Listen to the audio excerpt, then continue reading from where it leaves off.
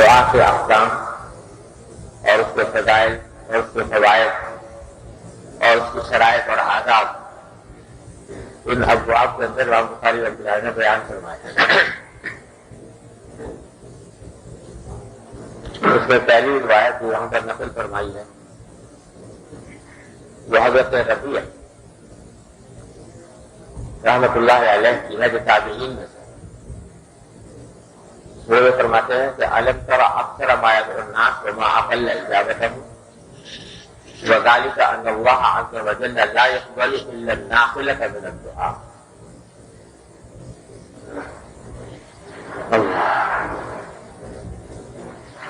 حضرت ربیع فرماتے ہیں کہ کیا آپ کو پتہ نہیں کہ بکثرت ایسا ہوتا ہے کہ لوگ دعائیں تو بہت کرتے ہیں لیکن ان دعائیں قبول کم ہوتی ہیں۔ دعائیں لوگ بہت کرتے ہیں مگر ان کی قبولیت کم ہوتی ہے، کم دعائیں قبول ہوتی ہیں۔ اور یہ اس زمانے کی بات کر رہے ہیں جو تابعین کا دور ہے۔ خیر القرون صحابہ کرام کے بعد دوسرا نمبر تابعین کے دور کا ہے۔ اس دور کی بات کر رہے ہیں کہ یہاں پر آج کل بھی لوگ یہ شکایت کرتے ہیں کہ ہم بکثرت دعائیں کرتے ہیں مگر قبول نہیں ہوتی، اور یہ خیال ہر دور میں لوگوں کو رہا اور آج کل بھی کثرت سے پیدا ہوتا ہے۔ تو فرمایا کہ وجہ اس کی یہ ہے ان اللہ عز وجل لا يقبل الا النافلة من الدعاء، کہ اللہ تبارک و تعالیٰ صرف اس دعا کو قبول فرماتے ہیں جو دل سے کی گئی۔ یعنی بہت سے مرتبہ آدمی دعائیں کرتا تو ہے لیکن زبان سے الفاظ جاری ہیں، ایک عادت پڑ گئی ہے دعا مانگنے کی، تو وہ دعا اس طریقے سے مانگ لی گئی لیکن دل اس دعا کے اندر نہیں لگا ہوا۔ زبان پر الفاظ ہیں دعا کے، دل نہیں مانگ رہا، زبان مانگ رہی۔ تو ایسی دعا کو اللہ تعالیٰ قبول نہیں کرتا۔ یہ حدیث میں بھی رسول کریم صلی اللہ علیہ وسلم کا یہ ارشاد مرضی ہے کہ اللہ لا يقبل دعاء قلب لاہ، اور کما قال صلی اللہ علیہ وسلم کہ ایسے آدمی کی دعا اللہ تعالیٰ قبول نہیں فرماتے جو دعا کو کھیل بنا دے، کہ دل تو کہیں اور لگا ہوا ہے اور زبان پر الفاظ جاری ہیں دعا کے۔ اور یہ صورت ہمارے ساتھ بکثرت پیش آتی ہے۔ عادت پڑ گئی ہے مثلا نماز کے بعد دعا کرنے کی، اور کچھ دعائیں ایسی ہیں جو یاد کر رکھی ہے یا ان کی عادت پڑی ہوئی ہے، تو بس نماز پڑھی، نماز پڑھنے کے بعد ہاتھ اٹھائے اور ہاتھ اٹھا کر وہ الفاظ زبان پر جاری ہو گئے خود بخود، دل کہیں دماغ کہیں، دل اس دعا کی طرف لگا ہوا نہیں، نہ کوئی الہا ہے، نہ کوئی عاجزی کا اظہار ہے، نہ وہ طریقہ ہے جو مانگنے کا ہوتا ہے۔ تو یہ دعا تو ایک کھانا پوری ہو گئی، تو فرمایا کہ یہ دعا قبول نہیں ہوتی۔ جب حضرت ربیع نے یہ بات فرمائی تو حضرت علقمہ موجود تھے جو حضرت عبداللہ بن مسعود رضی اللہ تعالیٰ عنہ کے شاگرد ہیں، تو انہوں نے پھر حضرت عبداللہ بن مسعود کا ایک ارشاد سنایا، وہ بھی دعا سے متعلق ارشاد یہ سنایا کہ عبداللہ بن مسعود رضی اللہ تعالیٰ عنہ فرماتے تھے کہ لا يسمع اللہ بمسمع ولا مراع ولا لاعب الا داع دعا يسكت من قلبه۔ عبداللہ بن مسعود رضی اللہ فرماتے تھے کہ اللہ تعالیٰ دعا قبول نہیں فرماتے اس شخص کی جو شہرت کا طلبگار، جو شہرت کی خاطر دعا کرتا۔ شہرت کی خاطر کیسے دعا کرے؟ کہ جیسے کوئی شخص اس بات کے لیے دعا کرے کہ تاکہ لوگ تعریف کریں کہ بھائی تم نے دعا بڑی اچھی کی، یہ بڑی اچھی طرح ہی تو یہ دعا جو ہوئی وہ در حقیقت اس کا مقصود لوگوں کی تعریف حاصل کرنا ہے کہ لوگ جو ہے وہ میرے اوپر میری شان میں قصیدے پڑھیں، میری تعریف کریں کہ اس آدمی نے دعا بڑی اچھی کی یا کرائی. ایسے آدمی کی دعا کیا قبول ہوگی؟ کیونکہ مقصود ہی لوگوں کو خوش کرنا ہے، یا لوگوں کی تعریف حاصل کرنا ہے، شہرت حاصل کرنا ہے. یہ تو شہرت حاصل کرنا ہے خاص دعا کے اندر، اور اس کے عموم میں وہ صورت بھی داخل ہو سکتی ہے کہ چاہے دعا کے ذریعے شہرت حاصل کرنا مقصود نہ ہو، لیکن آدمی خود شہرت کا طلبگار ہو اور شہرت کی خاطر عبادتیں انجام دیتا ہو، شہرت کی خاطر کام کرتا ہو، دین کے کام کر رہا ہے، لیکن مقصود کیا ہے کہ لوگوں میں شہرت ہو جائے کہ وہ بڑا عالم ہے، وہ بڑا اچھا واعظ ہے، وہ بڑا ولی اللہ ہے، وہ اللہ کا بڑا نیک بندہ ہے. اس بات کی تعریف کرانے کی خاطر جو کام کر رہا ہے تو اس کی دعائیں اللہ تبارک و تعالیٰ قبول نہیں فرمائے،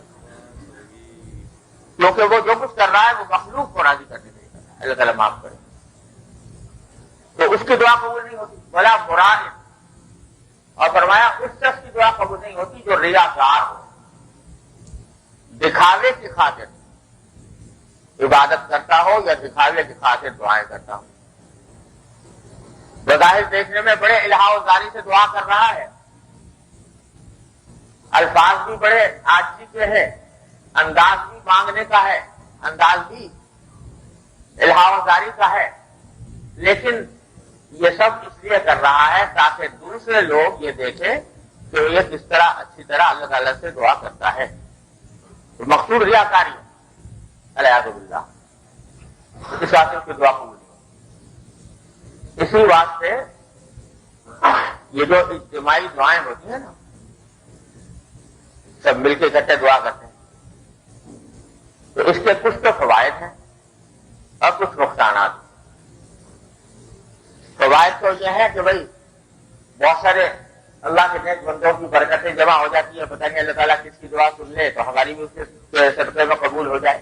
اس نیت سے اگر کوئی اجتماعی دعا کرے تو انشاءاللہ تعالیٰ اس میں برکات ہیں اور اس کے فوائد. لیکن اس میں خطرہ بھی. خطرہ کیا ہے کہ کہیں اس میں ریاکاری شامل نہ ہو اور اس میں شہرت طلبی شامل نہ ہو. یہ جو آج کل رواج ہو گیا ہے کہ بھائی فلاں شخص کو دعا کرنے کے لیے بلا لو،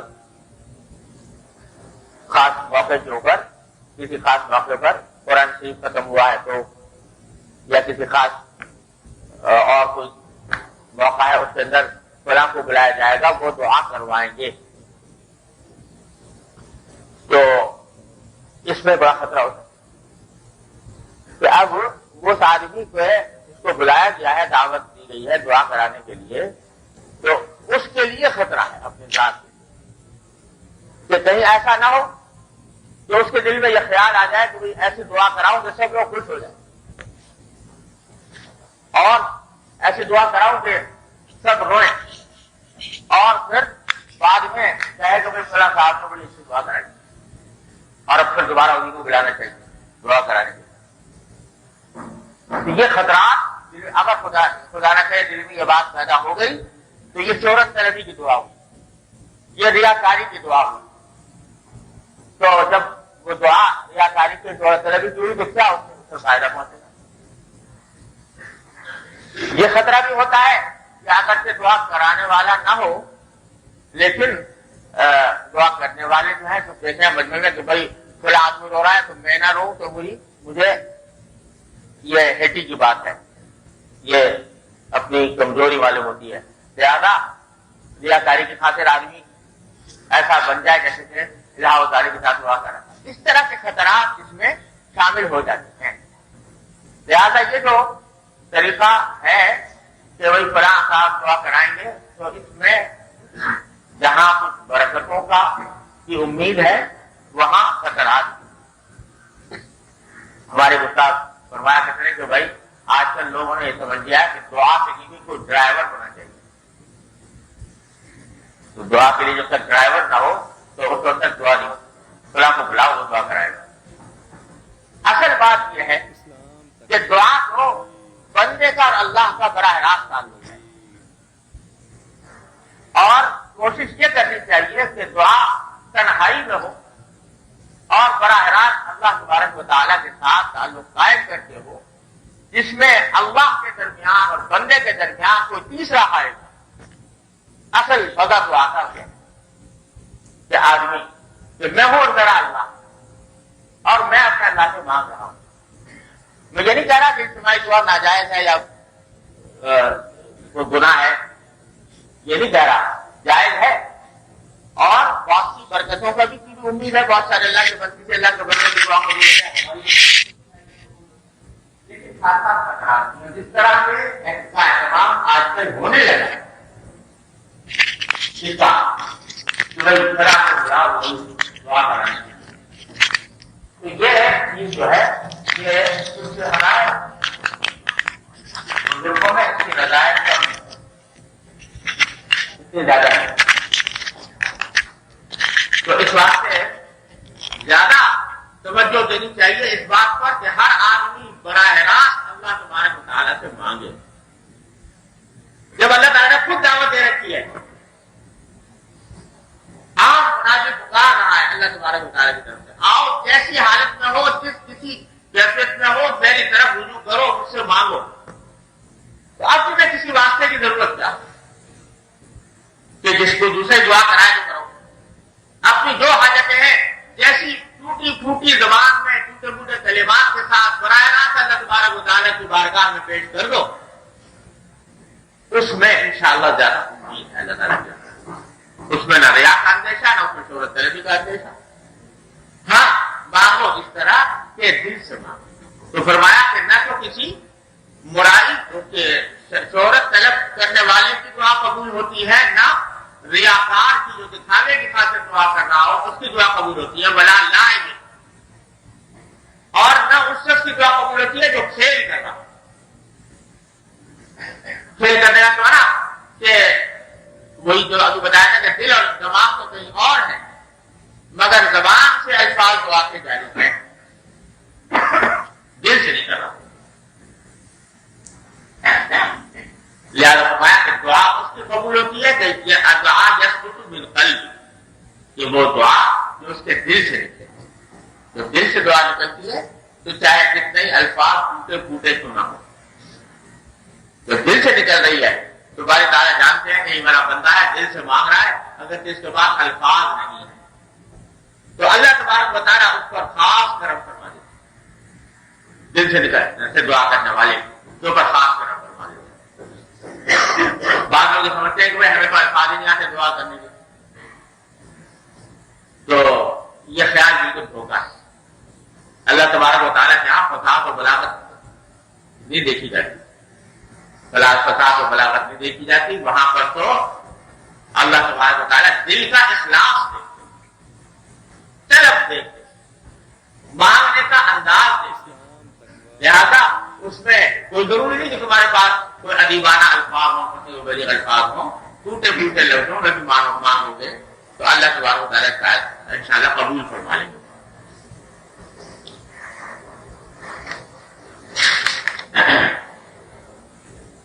آگے ایک اور حدیث ہے، یہ براہ راست رسول کریم صلی اللہ علیہ وسلم کا ارشاد ہے، حضرت ابو ہریرہ رضی اللہ عنہ روایت فرما رہے ہیں کہ آپ نے فرمایا کہ اذا دعا احدکم فلا يقول ان شئت بل يعظم المسألة وليعظم الرغبة فإن الله لا يعظم عليه شيء أعطاه۔ فرمایا کہ جب تم میں سے کوئی شخص دعا کرے تو یوں نہ کہے کہ اللہ اگر آپ چاہیں تو یہ چیز دے دیجیے مجھے، بلکہ پختگی کے ساتھ مانگے، عزم کے ساتھ، پختگی کے ساتھ مانگے، یا اللہ مجھے فلاں چیز دے ہی دی، یہ کہہ کر نہ مانگے یا اللہ اگر آپ چاہیں تو دے دیجیے اور چاہیں تو نہ دیجیے، بلکہ مانگے پختگی کے ساتھ اور اپنی رغبت کا پورا اظہار کرے، یا اللہ مجھے فلاں چیز کی رغبت ہے، اس واسطے کہ اللہ تبارک و تعالیٰ کو کے اوپر کوئی چیز بھاری نہیں ہوتی دینے میں، کتنی بڑی سے بڑی چیز مانگ لو اللہ تبارک و تعالیٰ کے لیے کوئی چیز بھاری نہیں ہے، جو کچھ بھاری ہے مشکل ہے تمہارے اپنے لیے، اللہ تعالیٰ کے لیے کوئی مشکل نہیں، یار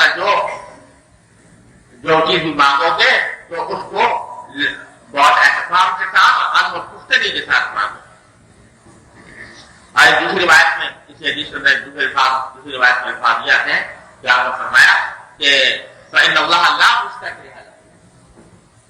یہ کہنا کہ اللہ اگر آپ چاہیں تو دے دیں چاہیں تو نہ دیں، یہ کہنے کی کوئی ضرورت نہیں، کیونکہ اللہ تعالیٰ کو کوئی مجبور نہیں کر سکتا. وہ تو وہ جو کچھ معاملہ فرمائیں گے اپنی حکمت بالغہ ہی سے فرمائیں گے. تمہارے ہاتھ میں خیر ہوگی تو دیں گے، خیر نہیں ہوگی تو نہیں دیں گے، اس سے اچھی چیز دے دیں گے. لیکن تم مانگو تو یہ اہتمام کر کے پختگی کے ساتھ یہ حاصل ہے ان 2-3 احادیث کا، جس میں نبی کریم صلی اللہ علیہ وسلم اور آپ کے صحابہ و تابعین نے دعا کے کچھ آداب بتائے. اور بھائی آگے بہت ساری حدیثیں آ رہی ہیں، اس سے پہلے یہ کر دوں کہ یہ دعا اللہ تبارک و تعالیٰ نے ایسی چیز رکھی ہے اصحاب ایمان کے لیے کہ اللہ جل جلالہ سے رابطہ قائم کرنے اور رکھنے اور مضبوط کرنے کا اس سے بہتر کوئی اور ذریعہ نہیں. دعا اللہ تبارک و تعالیٰ نے یہ ایسی چیز رکھی ہے کہ اس میں دین دنیا دونوں کے عظیم فوائد ہیں. اللہ تبارک و تعالیٰ کے ساتھ رابطہ قوی اور مضبوط اس دعا سے ہوتا ہے. عجیب اللہ جل جلالہ کی شان کریمی ہے کہ آدمی عام طور سے دعا مانگتا ہے اپنے دنیاوی مقاصد کے لیے. یا اللہ مجھے رزق دے دیجئے، یا اللہ میرے روزگار اچھا کر دیجئے، یا اللہ مجھے ملازمت دلوا دیجئے، یا اللہ میری صحت اچھی کر دیجئے، یا اللہ مجھے مکان دلوا دیجئے. اپنے اپنے مقاصد کے لیے آدمی دعا مانگ رہا. اللہ جل جلالہ نے اس دنیاوی مقصد کے لیے دعا مانگنے کو بھی عبادت بنایا. عبادت بنا. جب تم یہ دعا مانگتے ہو یا اللہ میری صحت اچھی کر دیجیے، میری بیماری دور فرما دیجیے، مانگ تو رہے ہو اپنی ذاتی دنیاوی مقصد کو، اور اللہ تعالیٰ کی رحمت سے امید ہے کہ انشاءاللہ ملے گا بھی. لیکن اس کے ساتھ یہ کہ جتنی مرتبہ یہ دعا مانگو گے ہر مرتبہ ایک عبادت رکھی جائے گی. یعنی کیا مطلب کہ اس کا فوری نقد فائدہ تو یہ حاصل ہو ہی گیا کہ تمہارے نامہ اعمال میں ایک نیکی کا اضافہ ہو گیا، ایک نیکی کا اضافہ ہو گیا فوراً میرا داخل. یہ فائدہ تو فوراً مل گیا. اب اس کے بعد بیماری سے صحت کی دعا مانگی تھی، وہ بھی اللہ تعالیٰ عام حالات کو قبول فرما لیتے ہیں اور صحت کا فرما دیتے ہیں. کبھی تھوڑی دیر بھی لگ جاتی ہے اور کبھی اللہ تبارک و تعالیٰ کے یہاں اس صحت سے زیادہ بہتر نعمت عطا فرما دیتے ہیں. یہ ان کا فیصلہ ہے، ان کی حکمت کے مطابق، ان کی حکمت بالغہ کا فیصلہ ہے. لیکن جس چیز کی پکی گارنٹی ہے، جس میں کوئی شبہ نہیں، وہ یہ کہ دعا کرتے ہی فوراً تمہارے لیے اجر و ثواب لکھا گیا ہے. اور جتنی مرتبہ مانگو اتنی ہی مرتبہ اجر و ثواب لکھا جاتا ہے. چنانچہ حدیث میں رسول اللہ کے پاس میں شاہ فرمایا کہ الدعاء هو العبادہ، کہ دعا ہی عبادت ہے. براہ راست دعا کر لینا عبادت ہے. پچھلے بیان میں رمضان کے آخر میں نے عرض کیا تھا کہ یہ جو عملیات ہوتے ہیں، عملیات کی خاطر کوئی آدمی تلاوت کرتا ہے قرآن کریم کی، تعویذ وغیرہ، یا عملیات کی خاطر جھاڑ پھونک کرتا ہے، تو اس میں تلاوت کا ثواب ہے. کوئی آدمی قرآن کریم کی آیت اس لیے پڑھے کہ اس آیت کے پڑھنے سے میری بیماری دور، تو صرف جب یہ مقصد ہو، صرف دنیا ہی کا مقصد ہو اور اس کے پیچھے اللہ تعالیٰ کی رضامندی مقصود نہ ہو، تو اس صورت میں تلاوت کا ثواب ہے. جائز ہے کرنا، اور جائز اگر کوئی آدمی تلاوت کرتا ہے طرح سے آیات کی کہ بھئی اس سے میری بیماری دور ہو جائے، اس سے میرا قرضہ ادا ہو جائے، اس سے میری بیٹی کی شادی ہو جائے، فلاں فلاں، یہ کام تو جائز ہے. لیکن جو تلاوت قرآن کا ثواب ہے وہ اس میں نہیں. اگر مقصود صرف دنیا کی کا یہ فائدہ تھا. ہاں اگر اصل مقصود ہو اللہ تعالیٰ کی رضامندی کے لیے قرآن کریم کی تلاوت اور ضمن یہ بھی ہو کہ بھائی اللہ تعالیٰ کا کلام ہے اس کی برکت سے میری فلاں مقصد بھی میرا حاصل ہو جائے گا تو بے شک انشاءاللہ تلاوت کا بھی ثواب ملے. لیکن جہاں صرف مقصود جو ہے وہ دنیا کا کوئی مقصد ہو کہ میں اس کے ذریعے مجھے ملازمت مل جائے, اس کے ذریعے میرا قرضہ ادا ہو جائے, اس کے ذریعے میری صحت اچھی ہو جائے, اس کے لیے میرا بیمار تندرست ہو جائے, تو اس کام کے لیے اگر آدمی قرآن پڑھتا ہے تو اس کی تلاوت کا اجر و ثواب اس میں نہیں. معلوم کے بعدوں کو یہ بڑا اچنبھی لگی یہ بات. حالانکہ کوئی اچنبھی نہیں ہے, یہ طے شدہ بات, اس میں کوئی شبہ نہیں کہ تلاوت اگر صرف دنیا کی غرض سے کی جائے تو اس پر اجر و ثواب نہیں. یہی وجہ ہے کہ اس کے اوپر کوئی آدمی اگر اجرت لینا چاہے تو اجرت بھی لے سکتا ہے. اس واسطے کہ دنیا کا کام ہے, دین کا کام ہے ہی نہیں, اجرت لینا جائے. اگر صرف یہ عبادت ہوتی تو عبادت کے اوپر اجرت لینا جائز نہیں ہوتا, لیکن اس کے اوپر اجرت لینا جائز. تو یہ اجر و ثواب اس میں ختم ہو جاتا ہے اگر خالص دنیا میں اگر تلاوت کا مقصد نہیں. لیکن دعا ایسی چیز ہے کہ اس میں دعا سے ظاہر مقصود اصلی جو ہے وہ دنیا کا کوئی مقصد ہے. یعنی یہ مقصد ہے کہ اللہ مجھے صحت مل جائے, یہ مقصد ہے کہ میرا قرضہ ادا ہو جائے, یہ مقصد ہے کہ مجھے ملازمت مل جائے. باوجود ہے کہ اصل مقصود دنیا ہے, پھر بھی اللہ تعالیٰ اس کے اوپر اجر و ثواب ادا. یہ فرق ہے اس میں اور اس میں. تو اس واسطے یہ تو اگر کوئی آدمی اپنے کسی دنیا کے مقصد کے لیے کوئی تعمیر گنڈا کرے, کوئی عملیات ہاڑ پھوڑ کرے تو بے شک اس سے انشاءاللہ تعالیٰ امید اللہ کی رحمت سے کہ کوئی فائدہ ہوگا, لیکن ثواب ملنا مشکوک کیونکہ نیت پر موجود. لیکن دعا اگر براہ راست کرے دنیا کے مقصد کے لیے, اللہ کے لیے میرا بڑا کام کر دیجیے,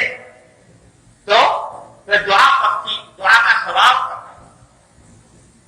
تو اس واسطے بزرگوں نے فرمایا کہ سب سے بہترین عمل یا ہمارے بزرگوں میں سے کئی بزرگوں کا یہ آتا ہے کہ مجھ سے کوئی کہتا ہے کہ جی فلاں مقصد کے لیے کوئی مجھے پڑھنے کو بتا دیجیے عملیات یا کوئی تعویذ دے دیجیے, تو کبھی دے دیجیے کبھی بتا دیجیے کوئی آتا ہے. ورنہ آپ نے فرمایا تھا کہ ہمیں تو سب سے بہترین عمل یہ ہے کہ براہ راست اپنے اللہ سے مانگو دعا, تو اس سے تمہارا مقصد بھی انشاءاللہ پورا ہوگا اور کم از کم ثواب رہے گا آدمی وہ انشاءاللہ فرق نہیں جائے. اور سب سے اچھا طریقہ یہ ہے کہ صلاۃ الحاجہ 2 رکعتیں پڑھو اور 2 رکعتیں پڑھ کر اللہ تبارک و تعالیٰ سے دعا مانگو, تو وہ اس کے اوپر بہت زیادہ اجر و ثواب اور زیادہ قبولیت کی طرف. تو یہ دعا ایسی چیز ہے کہ اس سے ثواب بالکل کھڑا ہے, اس میں کوئی شبے کی بات نہیں. اور ایک روایت آتا ہے دعا مخ العبادت, یہ دعا جو ہے عبادت کا مغز ہے, مغز ہے عبادت کا. یہ وجہ ہے کہ آپ نے دیکھا ہوگا جب نماز پڑھتے ہیں تو نماز میں سب کچھ کر لیا, تلاوت بھی کر لی, رکوع بھی کر لیا, سجدہ بھی کر لیا, قعدہ بھی کر لیا, تحیات بھی پڑھ لی. سب سے آخر میں سلام پھیرنے سے پہلے کیا ہے؟ دعا, درود شریف, اور درود شریف کے بعد دعا. اور اس میں دعا میں آدمی جتنی بھی قرآن کریم کی آیتیں ہیں نا دعا والی وہ سب پڑھ سکتے ہیں. لوگوں کو عام طور سے بچپن میں ایک آدھ دعا یاد کرا دی جاتی ہے, ربنا آتنا یا انی ظلمت نفسی یا رب اجعلنی مقیم الصلاۃ, یہ یاد کرا دی جاتی ہے. یہ تو پڑھتے ہی ہے, لیکن اس میں جتنے چاہے قرآن کریم کی دعائیں پڑھ لو. ربنا هب لنا من ازواجنا وذرياتنا قرة اعين واجعلنا للمتقين اماما, رب اعطني ان اشكر نعمتك التي انعمت علي. جو دعا ہے قرآن کریم ربنا اغفر لنا ذنوبنا واسرافنا في امرنا, جتنی چاہے دعائیں مانگو, وہ اللہ تبارک و تعالیٰ نماز کے آخر میں. تو الدعاء مخ العبادت,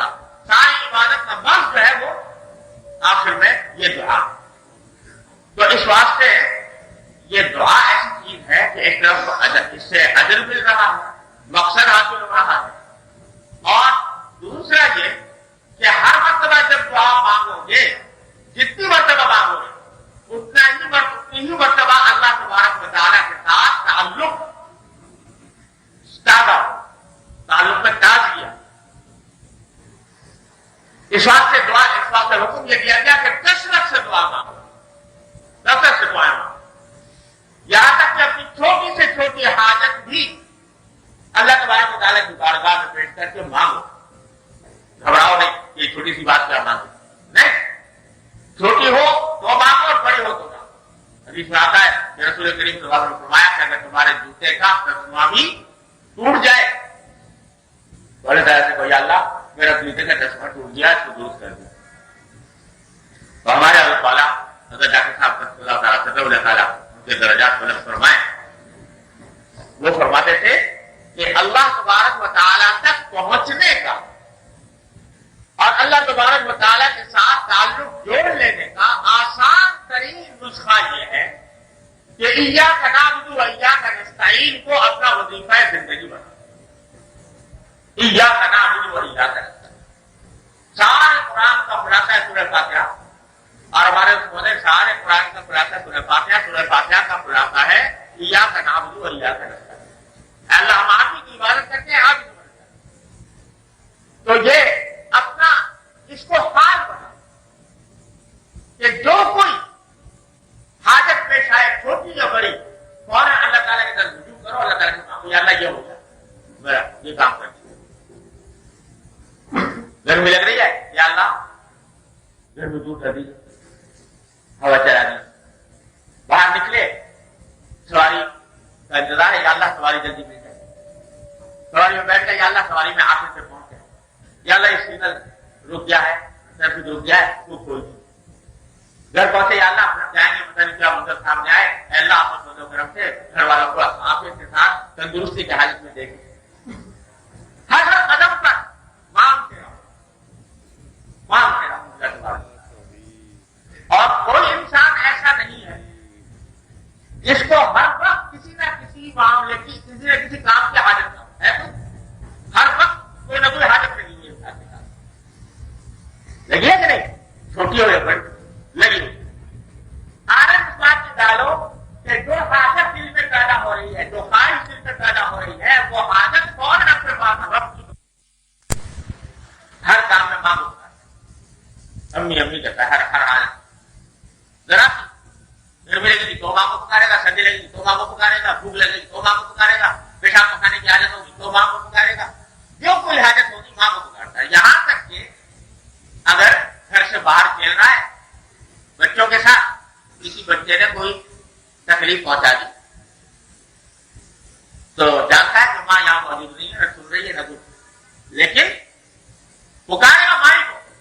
اگر کسی نے بچے نے مار دیا، کوئی چپڑ لگا دیا، کوئی تکلیف پہنچا دی، تو چاہے بازار میں کھیل رہا ہو، ماں تو بہت دور ہو، پکارے گا امی کہہ کر بیٹا، پکارے گا۔ اس واسطے کہ اس کے دماغ میں یہ بات بیٹھی ہوئی ہے کہ میرے سارے دکھوں کا مداوا، میری ساری مشکلات کا حل میری ماں میں ہے، لہٰذا اسی کو پکارتا۔ تو ہمارے فرماتے ہیں کہ اپنے اللہ کے ساتھ تو ایسا ہی تعلق قائم کر لو جیسے بچہ کا ماں کے ساتھ، جیسے بچے کا ماں کے ساتھ، کہ اس کو جب بھی کوئی حاجت ہوتی ماں کو پکار، تم کو جب کوئی حاجت ہوتی ہے اللہ کو پکار، یا اللہ یہ کام کرے کسی حال میں۔ وہ تو اس کے باوجود پکارتا ہے کہ اس کو پتا ہے کہ ماں موجود نہیں ہے، نہیں سن رہی، تمہیں تو پتا ہے کہ اللہ موجود ہے اور سن رہا ہے، تو جس حالت میں بھی وہ پکار ہوتے ہیں، اور پکارنے میں زبان سے پکارو یا دل سے پکارو، زبان سے پکارو یا دل سے پکارو، زبان سے پکارنے تو بھی ٹھیک، اور اگر زبان کا پکارنے کا موقع نہیں ہے تو دل میں دعا کر دو، یا اللہ یہ کام کرا دیجیے، وہ تو علیم بذات الصدور ہے، سینوں کے حال کا جاننے والا ہے، دلوں کے حال کا جاننے والا ہے، تو جب تم دل سے پکارو گے وہ بھی سنے گا۔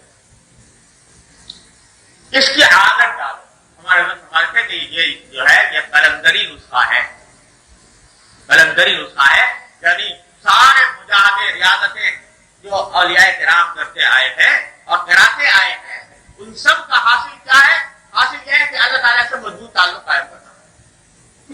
समझ आएगी चुटकले में हाजिर हो जाती है। इस तरह यह हर चीज अल्लाह से मांग है। आदत इस बात की डालो कि तुम्हारा दिल हर वक्त कुछ ना कुछ अल्लाह से मांग रहा हो, कुछ ना कुछ मांग रहा हो, मंगते बन जाओ। हर वो बारगाह भी ऐसी बारगाह है कि दुनिया के अंदर अगर कितना बड़ा सखी दाता होगी, उसके बाद एक मतलब मांगने चले जाओ,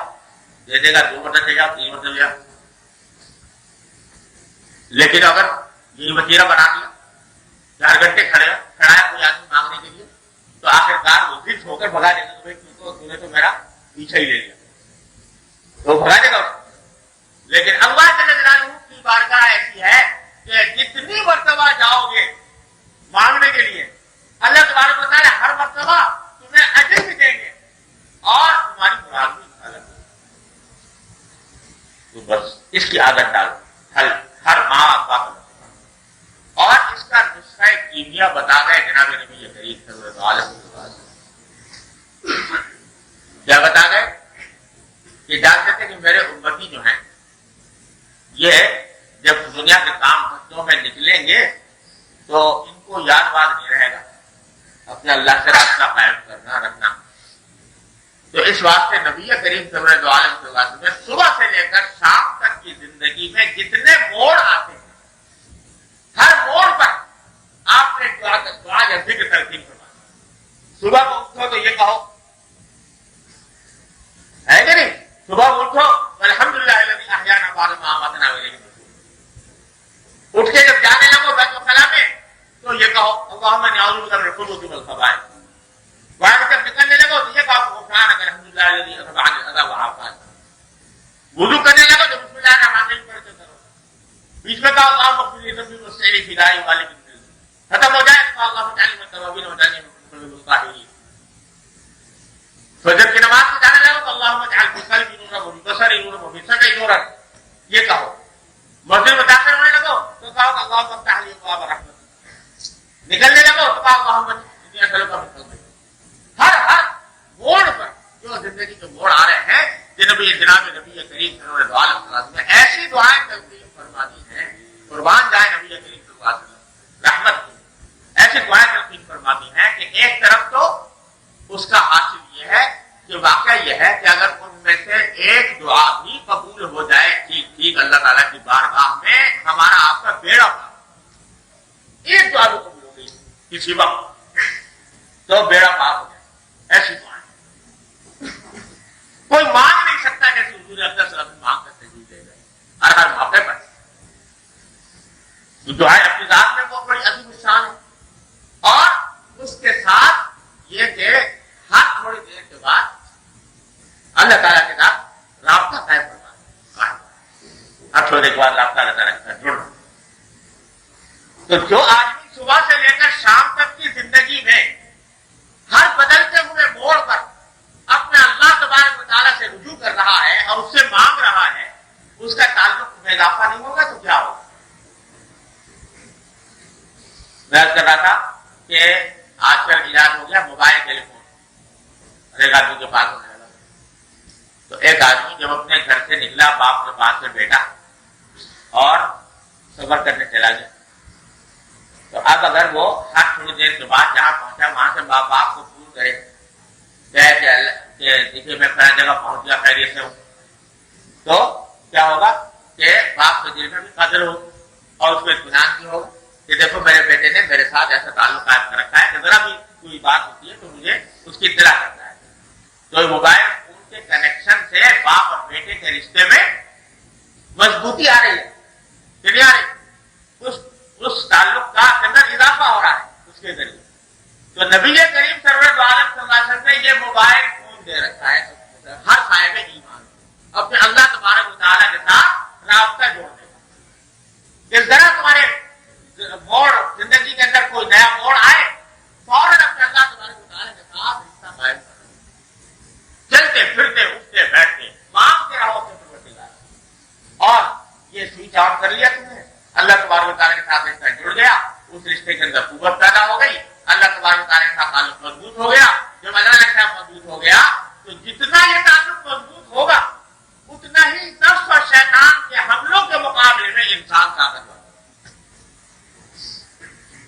یہ سارے شیطان کے جو حملے ہوتے ہیں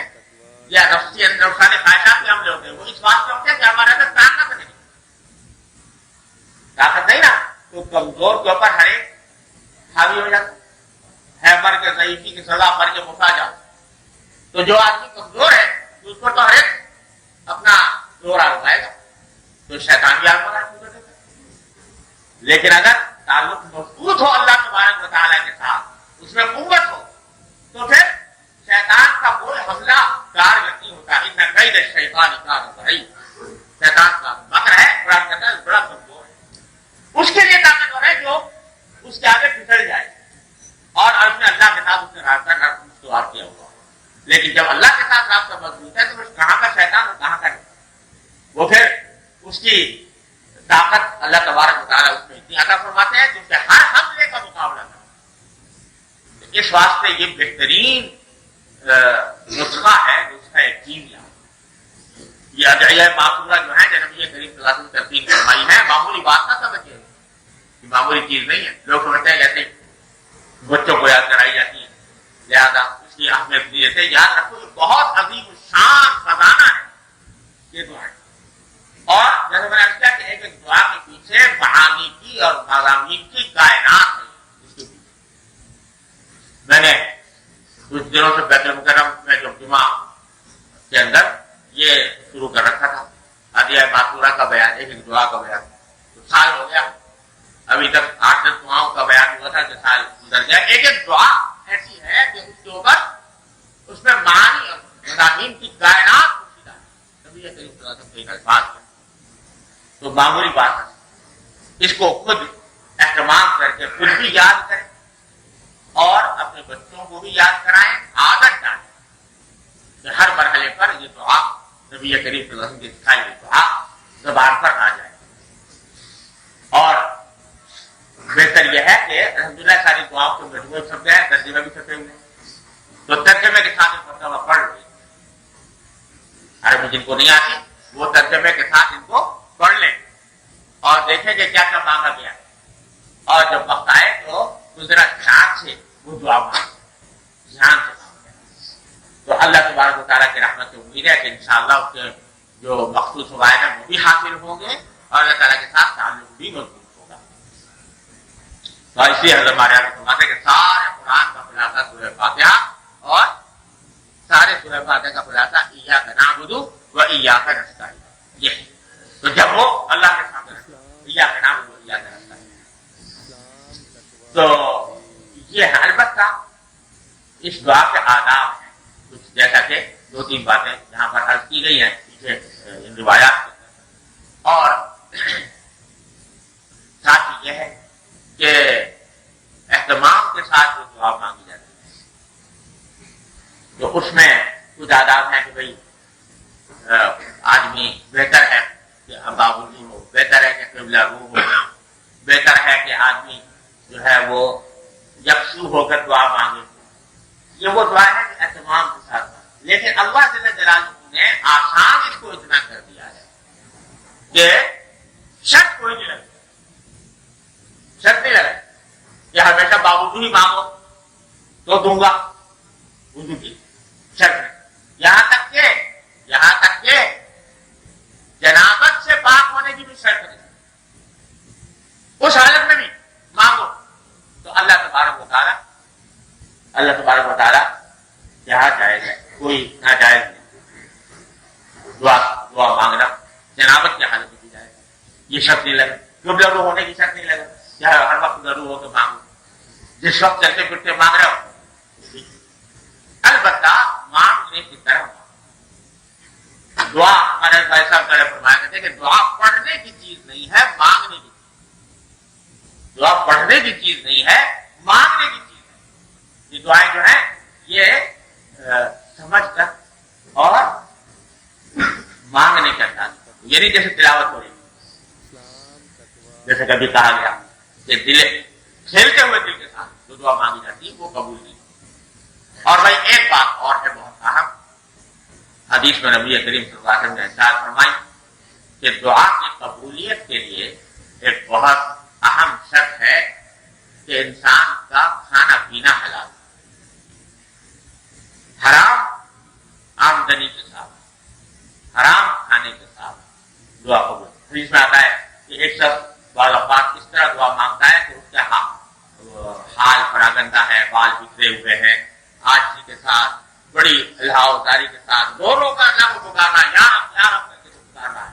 لیکن فرمایا مقتل وہ حرام، مقلبت وہ حرام، کہ اس کا حال ہے کہ اس کا کھانا حرام، اس نے جو لباس پہن رکھا ہے وہ حرام، اس کے جسم کے وہ جو غذا ملی ہے وہ حرام سے ملی ہے، فأنى يستجاب له الدعاء، اس کی دعا کیسے قبول ہوگی؟ اس واسطے دعا کی لازمی شرط ہے حلال آمدنی، حلال رزق، اس کا اہتمام کرنے کی ضرورت ہے۔ ان آداب کے ساتھ مانگی جائے گی دعا تو اللہ تبارک و تعالیٰ کی رحمت اور امید ہے کہ انشاءاللہ قبول ہوگی، اللہ تبارک و تعالیٰ اس پر اجر بھی عطا فرمائیں گے، اس کے ذریعے تعلق مع اللہ میں بھی انشاءاللہ اضافہ